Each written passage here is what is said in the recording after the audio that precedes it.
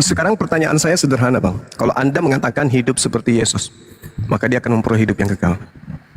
Apakah Yesus ketika ia hidup, dia mencerminkan sebagai seorang Kristen? Atau dia sebagai seorang Yudaism? Hidupnya dia bukan sebagai seorang Kristen. Dia sebagai seorang Yahudi yang genap melakukan seluruh hukum dengan sempurna. Karena tidak ada satu manusia di Yahudi itu dapat melakukan hukum Taurat. Saya baca di dalam Yohanes 7, Bang. Lalu bagaimana Yohanes 7, Anda mengatakan keselamatan itu harus hidup sama seperti Yesus, sedangkan Yesus tidak hidup seperti Kristen? Hidup itu bukan bicara tentang ibadat, tapi kehidupan itu sendiri, Bang. Yesus mengatakan, Bapa Jadi dari itu poin roh, mana? maka sembahlah dia dalam roh dan kebenaran. Jadi orang itu tidak perlu ke gereja, nggak masalah. Tetapi dia menjalankan hukum kasih itu. Bagaimana mau kasih, Bang? Maksudnya bagaimana mau kasih kalau implementasi daripada kasih itu nggak ada lagi? Saya curiga. Maksudnya implementasi bagaimana? Begini, ketika Yesus berkata di dalam Matius 24, nomor 15, sang pembinasa keji itu duduk kemudian di tempat yang kudus. Sang pembinasa keji ini seakan-akan suci. Seakan-akan mereka itu orang yang paling benar. Sama seperti hidupnya Yesus, sama seperti hidup seorang nabi-nabi. Tapi mereka adalah pembinasa keji. Lalu Yesus merujuk kepada siapa? Seperti yang telah diceritakan, yang telah dinubuatkan oleh Nabi Daniel. Salah satu daripada yang diceritakan oleh Nabi Daniel terhadap pembinasa keji itu adalah menentang perkataan Sang Yang Maha Tinggi. Ketika Sang Yang Maha Tinggi mengatakan jangan kau makan babi, sang pembinasa keji yang sok suci ini makan babi. Ketika sang Maha Tinggi mengatakan kuduskan hari Sabat, sang pembinasa keji yang sok suci ini malah ibadah minggu.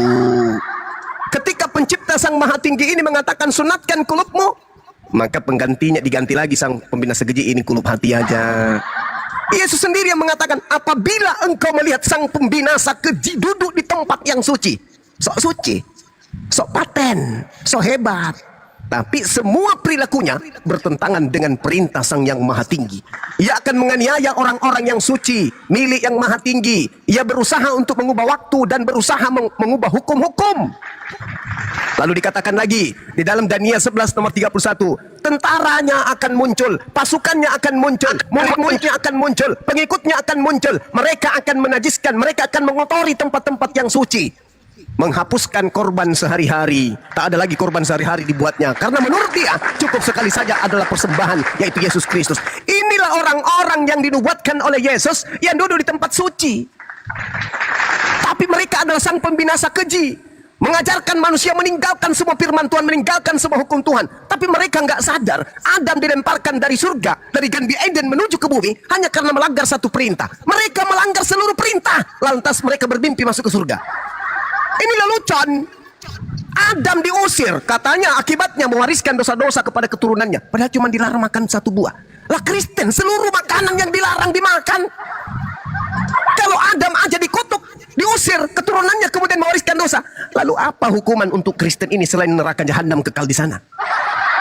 Kalau Adam satu perintah diusir dari surga, lantas Kristen yang melanggar semua perintah mau masuk ke surga? Berat. Gimana ceritanya? Adam yang sudah ada di Gan Eden, taman yang ada di Eden, melanggar satu perintah aja disepak oleh Tuhan. Ini ada pemimpi-pemimpi, ya, orang-orang yang najis kemudian duduk di tempat suci berkata menurut firman Tuhan dan hikmah Tuhan ketonyo, tapi seluruh perintah Tuhan dikatakan sampah. Mana mau masuk surga? Mungkin maksudnya surga neraka, maksudnya neraka yang dianggap surga. Tidak akan mungkin itu, saudara Suki. Yesus sendiri mengatakan itu. Bagaimana mungkin engkau bermimpi? Bagaimana mungkin engkau bisa meloloskan dirimu dari api neraka? Siapa yang dituduh Yesus seperti itu? Baca di dalam Matius 23 satu perikop. Intinya di nomor 33-nya. Apa kata Yesus? Sebagian nabi kau bunuh, sebagian kau salibkan, sebagian kau tolak, sebagian kau siksa, sebagian kau aniaya dan seterusnya. Ahli-ahli Taurat kau aniaya, kau siksa dan seterusnya. Jadi bagaimana mungkin engkau akan meluputkan dirimu dari api neraka? Jadi nggak mungkin, saudara. Yesus bagi kami orang yang beriman ini, ketika membaca Bible, kami masih menorehkan kemudian data yang ada dalam Al-Quran. Lima talbisuna al-haqqa bil batil wa taktumul haqqa wa antum ta'lamun. Al-Quran saya mengatakan, orang-orang terdahulu mencampur adukkan antara kebenaran dan kebatilan. Artinya di dalam Bible itu masih ada kebenaran, tapi syarat juga dengan kebatilan. Oleh karena itu ketika Yesus mengatakan, apabila kamu melihat sang pembinasa keji duduk di tempat yang kudus, seperti yang dinubuatkan oleh Nabi Daniel, Apa endingnya ucapan Yesus kemudian? Jadi apabila ada orang berkata ada Mesias di sini, ada Mesias di sana, jangan kamu percaya. Karena sang pembinasa keji itu akan berpura-pura nanti, aku bertemu dengan Yesus di sini loh. Lalu pembinasa keji itu akan mengarang-arang cerita. Mimpi-mimpinya akan diurai, kemudian seakan-akan dia itu mendapatkan ilham. Lalu menekankan untuk mengajarkan, meninggalkan segala perintah Tuhan. Habis itu mereka naik di mimbar berkhotbah. Kita ini bukan lagi hamba Tuhan, tapi kita adalah anak Tuhan. Cek per cek di gereja mereka masih menghambakan diri. Pertanyaannya, kalau mereka bukan hamba Tuhan, tetapi di gereja mereka menghambakan diri, muncul pertanyaan besar yang tanda tanya titiknya sebesar lapangan bola. Apa tanda tanyanya kemudian? Bukan pertanyaan. Siapa yang Kristen sembah? Kepada siapa Kristen menghambakan diri? Sedangkan mereka bukan lagi hamba Tuhan, tetapi dia menghambakan diri. Dia menghambakan diri kepada siapa? Kepada Tuhan tidak? Lalu kepada siapa? Nah, itu tanda tanya besarnya. Kamu bukan lagi hamba, tapi kamu adalah anak-anak. Cek per cek hari Sabtu, hari Minggu, mereka masih menghambakan diri. Kepada siapa? Kepada Tuhan bukan? Lalu kepada siapa? Tanya kepada saudara Suki. Kalian bukan hamba Tuhan. Dan itu sudah diajarkan oleh pendiri agama saudara. Jadi kalau Anda bukan hamba Tuhan, tapi Anda anak-anak Tuhan, lalu hari Minggu kalian itu menghambakan diri kepada siapa, Rek? Ingat, ingat. Kekuatan yang ada di atas muka bumi ini, yang mengajarkan untuk disembah adalah Tuhan. Selain itu, iblis.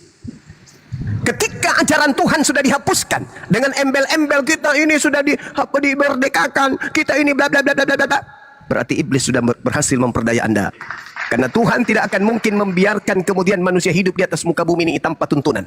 Sedangkan Paulus pendiri Kristen mengatakan di dalam Galatia 2 nomor 16, sebab tidak ada manusia dibenarkan karena melakukan hukum Taurat. Lalu Yesus berkata, barang siapa yang melakukan segala perintah-perintah yang ada dalam hukum Taurat, maka dia akan memperoleh hidup yang kekal menempati tempat tertinggi dalam kerajaan langit. Paulus mengatakan, tidak.